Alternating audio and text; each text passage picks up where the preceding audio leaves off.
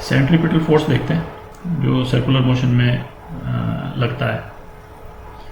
तो जैसे ये बॉडी है, लेकिन ये वेलोसिटी v से एक सर्कुलर पाथ में घूम रही और सर्कल का रेडियस r है।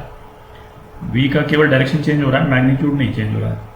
ठीक है, तो हमने क्या देखा था कि चूंकि इसका मैग्नीट्यूड चेंज नहीं हो रहा है तो टेंजेंशियल एक्सेलरेशन तो जीरो है। टेंजेंशियल एक्सेलरेशन मतलब कि जो टेंजेंट के डायरेक्शन में है। ठीक है, मतलब इस डायरेक्शन में कोई एक्सेलरेशन नहीं है, ना इधर ना इधर। But radially inward radial acceleration exist करता है जो इस बॉडी की वेलोसिटी का डायरेक्शन चेंज कर रहा है। ठीक है, रेडियल एक्सेलरेशन जो है वो था v²/r। ठीक है, v बॉडी की वेलोसिटी का मैग्नीट्यूड और r जो है इसका रेडियस। अच्छा, तो न्यूटन लॉ में हमने क्या देखा था? फोर्स जो है वो मास इनटू एक्सेलरेशन है। ठीक है, ये बॉडी जो है वो एक्सेलरेट कर रही है। तो एक्सेलरेट कर रही है तो इसका मतलब क्लियर है कि इस पे कोई फोर्स एक्ट कर रहा है। इस बॉडी जिसका मास m है, इस पे कोई फोर्स एक्ट कर रहा है और वो फोर्स का मैग्नीट्यूड कितना है?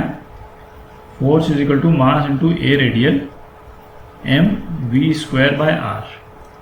ठीक है, तो और इस फोर्स का डायरेक्शन जो है वो रेडियल एक्सेलरेशन के डायरेक्शन की तरफ ही है। इसका मतलब फोर्स का डायरेक्शन जो सर्कल का सेंटर है उसके डायरेक्शन में है। ठीक है, ये जो फोर्स है जो रेडियली इनवर्ड एक्ट कर रहा है और जो सेंट्रीपिटल एक्सेलरेशन या रेडियल एक्सेलरेशन प्रोड्यूस करता है। ठीक है, ये फोर्स जो रेडियल एक्सेलरेशन प्रोड्यूस करता है उसको सेंट्रीपिटल फोर्स बोलते हैं। ठीक है, ये फोर्स जो है वो सेंट्रीपिटल फोर्स। ठीक है, सेंट्रीपिटल फोर्स क्या हो गया? mv²/r। ठीक है, और ये फोर्स बॉडी पर एक्ट कर रहा है ना। इस बॉडी m को एक्सेलरेट करने के लिए, ar का एक्सेलरेशन देने के लिए ये फोर्स बॉडी पर एक्ट कर रहा है। तो अब कुछ एग्जांपल देखते हैं, है कि नहीं, कि ये सेंट्रीपिटल फोर्स अलग अलग सिचुएशन में कहाँ से प्रोवाइड हो रहा है।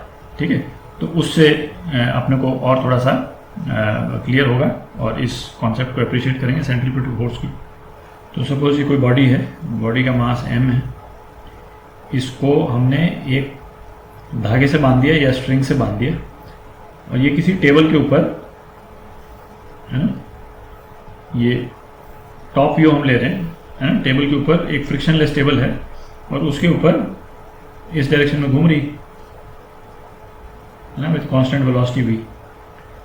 तो और इसका सर्कल का सपोज रेडियस जो है वो r है। सेंट्रीपिटल फोर्स क्या हुआ इस पे? mv²/r। ठीक है, ये फोर्स प्रोवाइड कौन कर रहा है?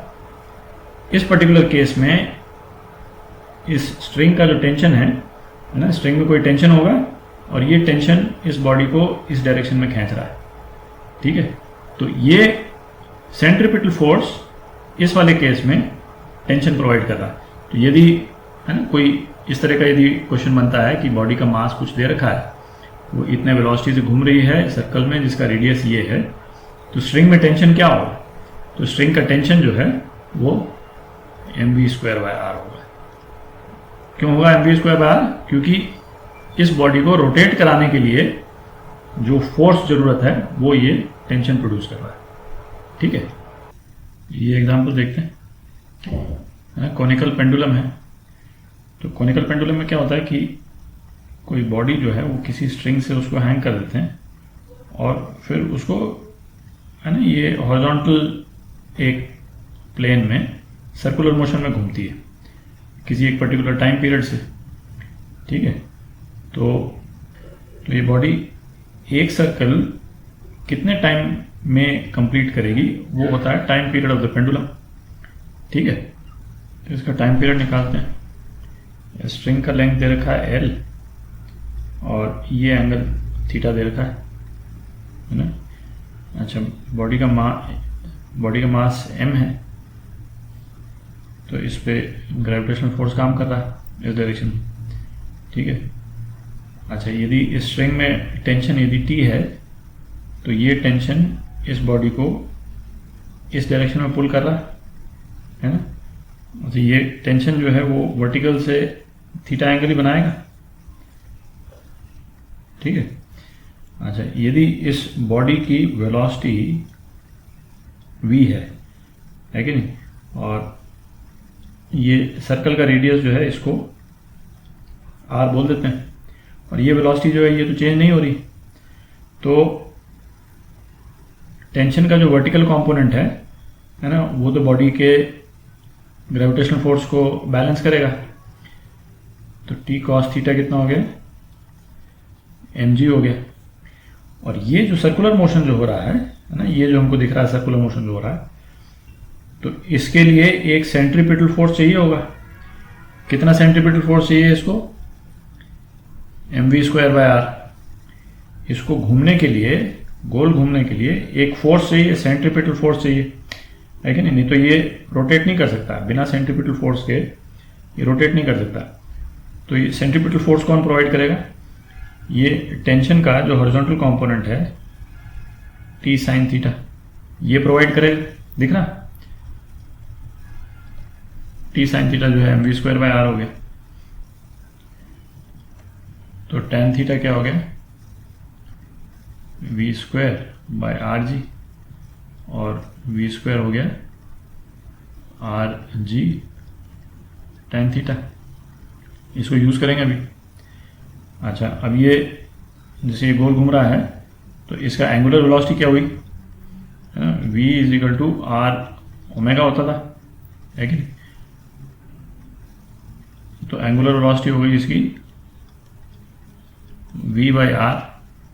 अच्छा, यदि इस पेंडुलम का टाइम पीरियड यदि t है, ठीक है। अच्छा, ये टेंशन को भी मैंने t मान लिया है, तो इसको छोटा, इसको t0 बोल देता हूँ, इससे इसको सेपरेट करने के लिए, है ना, टेंशन नहीं है, t0।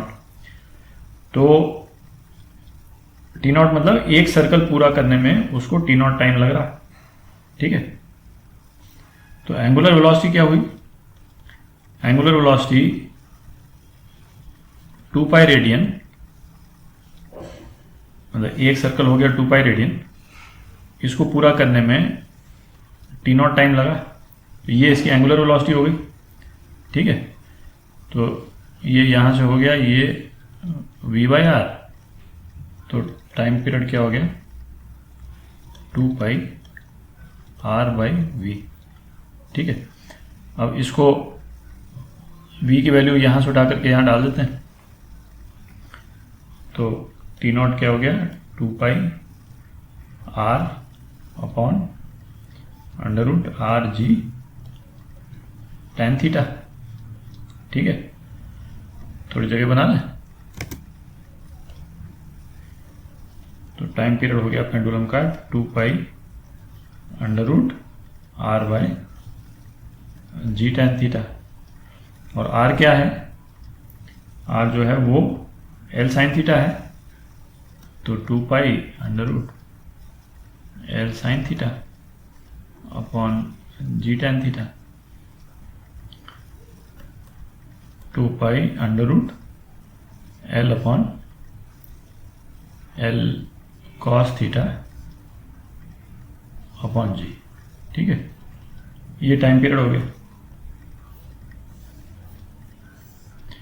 अच्छा, ये जितने एग्जांपल्स वगैरह कर रहे हैं, इसमें कोई भी रिजल्ट जो है वो याद करने की जरूरत नहीं है ना। इस तरह का डायरेक्ट क्वेश्चन तो कभी आता ही नहीं है, बट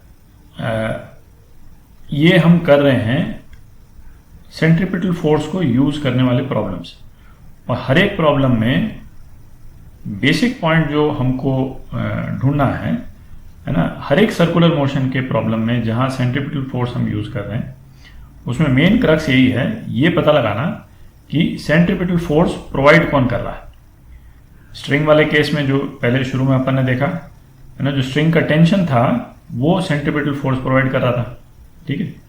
इसमें जो कोनिकल पेंडुलम है, इसमें जो टेंशन का जो हॉरिजॉन्टल कंपोनेंट है वो सेंट्रीपिटल फोर्स प्रोवाइड कर रहा है।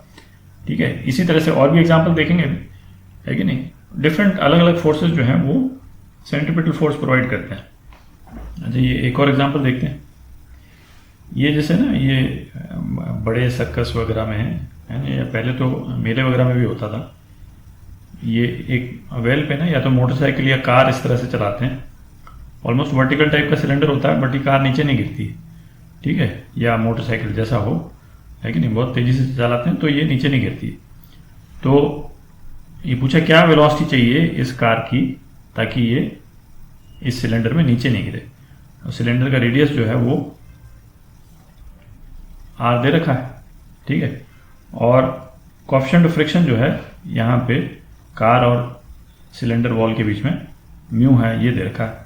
ठीक है, तो कार यदि नीचे नहीं गिरे, इसका मतलब इसका जो ग्रेविटेशनल फोर्स है mg, ये काउंटर बैलेंस होना चाहिए किसी चीज से। तो काउंटर बैलेंस किससे होगा? यहाँ पे तो फ्रिक्शन ही है, तो और फ्रिक्शन इस डायरेक्शन में होगा, क्योंकि कार यदि नीचे गिरेगी तो रिलेटिव मोशन इसका विथ रिस्पेक्ट टू बॉल नीचे की तरफ होगा, तो फ्रिक्शन फोर्स उसको अपोज करेगा ऊपर की तरफ। अच्छा, और फ्रिक्शन होता कितना है? Mu into normal force. ठीक है, अच्छा, तो अच्छा, इस कार पे कोई नॉर्मल फोर्स एक्ट कर रहा है क्या? है ना, तो इसको देख करके हम बता सकते हैं कि नॉर्मल फोर्स एक्ट कर रहा है। क्यों एक्ट कर रहा है? क्योंकि ये कार जो है ये इस तरह से सर्कुलर मोशन में घूम रही है। ठीक है, ऐसे करके, और सर्कुलर मोशन में घूमने के लिए इसको चाहिए एक सेंट्रीपिटल फोर्स। ठीक है, इसको एक सेंट्रीपिटल फोर्स चाहिए जो कितना जरूरी है? जो इतना होना चाहिए। ठीक है, तो सेंट्रीपिटल फोर्स जो कि रेडियली इनवर्ड डायरेक्ट हो। ठीक है, और ये वाला फोर्स जो है वो नॉर्मल फोर्स प्रोवाइड कर रहा है। इस केस में नॉर्मल फोर्स जो है वो सेंट्रीपिटल फोर्स प्रोवाइड कर रहा है।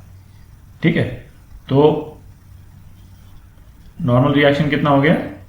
mv²/r, है कि नहीं। ये सिलेंडर का जो सरफेस है ये कार को अंदर की तरफ प्रेस कर रहा है नॉर्मल फोर्स से, और यही नॉर्मल फोर्स जो है वो सेंट्रीपिटल फोर्स प्रोवाइड कर रहा है कार के गोल घूमने के लिए। ठीक है, तो कितना हो गया? Force of friction mu mv²/r, और ये नीचे नहीं गिरे इसके लिए mg के बराबर होना चाहिए। ठीक है, तो वेलोसिटी कितनी चाहिए हमको? gr/μ under root. ठीक है।